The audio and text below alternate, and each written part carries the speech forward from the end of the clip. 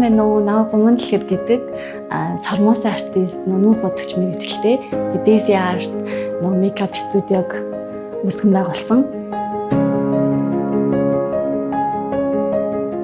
Тэгээ ковидын дараагаар ер нь одоо яагаад өөрөө ахиад эхэлж болохгүй гэжгээд тэгээд транс капитал дээр яг анх удаа очиж уулзчихсан.